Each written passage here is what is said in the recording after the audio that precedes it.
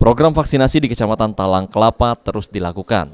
Tercatat, sudah 27.212 warga sudah divaksin, baik di fasilitas kesehatan maupun pada pelayanan vaksin jemput bola. Salah satunya upaya jemput bola dilakukan di Pondok Pesantren Darul Hikmah, Desa Sungai Rengit Murni.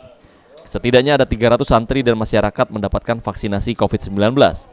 Dari vaksinasi jemput bola ini sendiri belum ditemukan kendala tertentu, hanya faktor sinyal dan data NIK penerima. Sehingga masyarakat yang sudah divaksin tidak dapat masuk dalam database penerima vaksin.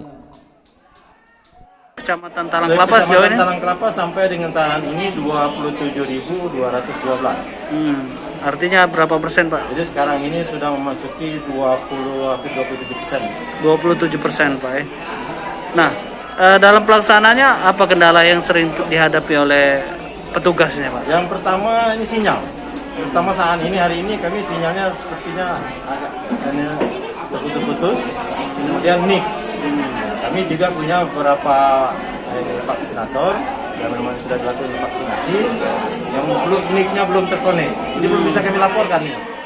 Dengan adanya vaksinasi jemput bola di pondok pesantren, memberikan harapan bagi pondok pesantren untuk melakukan aktivitas KBM tatap muka lebih baik dan lebih aman dari COVID-19. Anak-anak ini perlu fit dalam belajar, sehingga saat menghadapi pendidikan tatap muka ini mereka tidak ada kendala. Masalah belajar, masih tatap muka, penyakit kesehatan, antibodi kesehatan itu ternyata sangat dibutuhkan. Dan sekarang ini tidak bisa diabaikan, seperti masker kita itu kontrol tiap hari. Dengan target kami kalau tercapai ya bisa 200 lebih anak-anak hari ini. Di Pondok Pesantren Darul Hikmah sendiri terdapat 123 santri tingkat sanawiyah dan 83 santri tingkat aliyah yang jalani vaksinasi COVID-19. Sulaiman, PAL TV.